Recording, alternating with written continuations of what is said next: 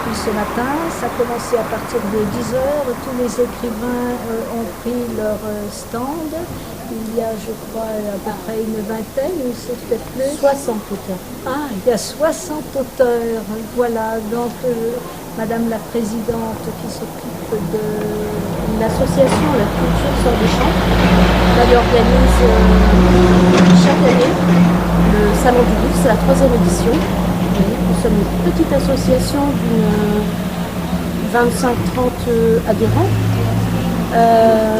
qui a enfin, notre association, on se réunit pour le tricot, le crochet et tout ce que vous voulez, la peinture sur porcelaine, verre et autres. Mais nous tenons à ce qu'il y ait au moins 2 grosses activités culturelles et qui soient, dont l'entrée est gratuite, sauf pour l'une des deux, donc le Salon du Livre, chaque année en septembre. Cette année, nous avons 60 auteurs, nous en sommes fiers. La page Facebook HLHM nous a beaucoup aidé en attirant des auteurs. Nous avons dû refuser énormément d'auteurs, 3 fois ce que l'on a aujourd'hui. Et puis nous sommes fiers parce que les gens répondent présents. J'espère qu'on aura beaucoup de visiteurs. J'espère que nos auteurs travailleront parce que c'est quand même leur outil de travail. Et puis c'est la récompense aussi. La récompense, c'est aussi, il faut, comme tout le monde, c'est leur gagne-pain. Et oui. Nous sommes aujourd'hui une quinzaine de bénévoles. Nous leur offrons le repas. Ils mettent au chapeau, c'est-à-dire qu'ils vont mettre ce qu'ils veulent dans l'urne.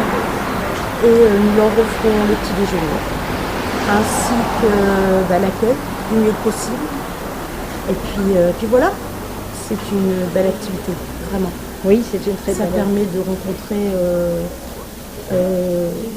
des gens de partout. Ils viennent vraiment de partout. On a des gens qui ont fait le trajet de Belgique. Oh là là, on a des personnes qui viennent du sud, d'autres qui viennent de la région parisienne. On a des Bretons. Donc c'est pas mal.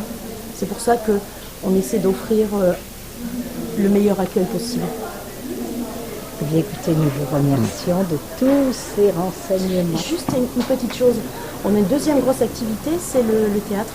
Oui. Au mois de mars, on fait venir une troupe. Et ça marche super bien aussi. Eh bien, écoutez, le mois de mars, moi, je ne serai pas là. Je serai en Afrique parce que je fais des reportages en Afrique. Mais mon collègue News Télévision, vous lui envoyé quelques jours avant. J'ai l'email. Voilà, et il se fera le plaisir de faire l'interview aux artistes. Super. Et dans ce niveau-là, la salle polyvalente de Prusac en Creuse. Nous avons fait un petit peu la visite de tous les écrivains, de tous les livres qui viennent de sortir, et pour faire connaître aussi les écrivains dans leur matière, que ce soit ludique, je vais vous présenter tous ces livres. Il y en a tellement qu'il faut les citer, mais il y en a beaucoup, alors mettez l'image, comme ça, ce sera plus facile. Bonjour monsieur. Bonjour. Vous êtes monsieur Robert. Moi je suis Robert Albert, éditeur et Et donc vous représentez tous les livres, ce sont tous de vos écrits ou c'est d'autres écrivains? Non, tous les livres qui sont là sont tous édités aux éditions Au Fil des Mots. Donc certains, ces deux-là, c'est moi qui les ai écrits. Ceux qui sont là, c'est François Sport, c'est exemple. Il y en a notre bout, c'est Chantal qui est là. Tout en bout, c'est Patrick Lagaresse. Et puis il y en a d'autres qu'on présente aussi, les auteurs ne sont pas là aujourd'hui, mais on présente quand même leurs livres pour essayer de les aider. Ça parle et qu'est-ce que ça dit? Voilà, ça ce sont encore des mots. On prend le plus petit. Je pense que celui-là, il veut tout dire C'est très original. Il y a des textes très courts, très Vous originaux. venez de présenter, on vous remercie. C'est nous qui vous remercions.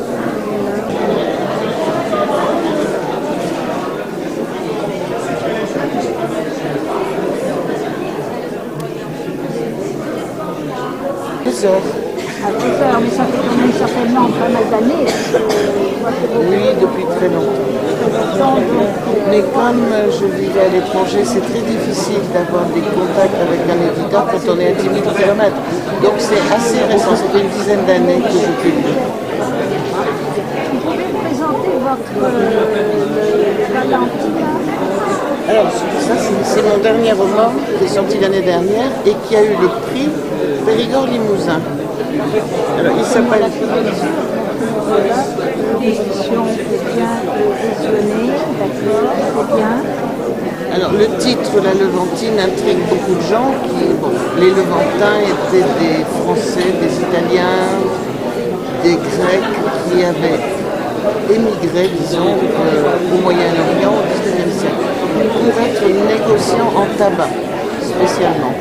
Et mon roman prend comme héroïne une fille de famille levantine qui est à cheval, qui est française parce qu'on a gardé son passeport français, mais qui vit en Turquie et qui n'arrive pas toujours à trouver sa place entre l'Orient et l'Occident. C'est ce qui m'intéresse, ces rapports entre deux, disons, traditions, modes de vie différents, et qui, à la suite d'un drame que je ne vous raconterai pas, se trouve... Il faut laisser le suspense quand même. Bien sûr.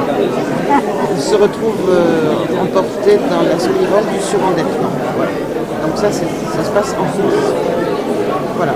Et c'est là que dans votre livre, vous écrivez comment il a réussi à monter les échelons pour il s'est battu.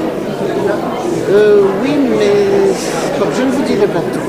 Alors je vais garder le suspense, il faut que les gens achètent votre livre. Donc, J'espère bien. c'est très intéressant, j'ai lu la couverture, c'est très... Il marche bien parce qu'on se promène, comme je dis, pour 20 €, vous voyagez. C'est pas le prix d'un billet d'avion. Ah oui, oui, c'est pas du tout. Mais vous pouvez me dire un petit peu le dos. La quatrième de couverture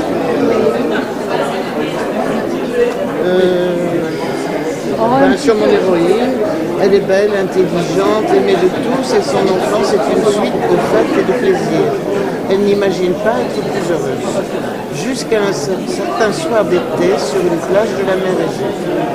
D'Izmir à Istanbul, voici un voyage initiatique et sensuel, mais c'est surtout une histoire d'amour et de vengeance, celle d'une femme à la dérive, prise dans l'engrenage du surendettement.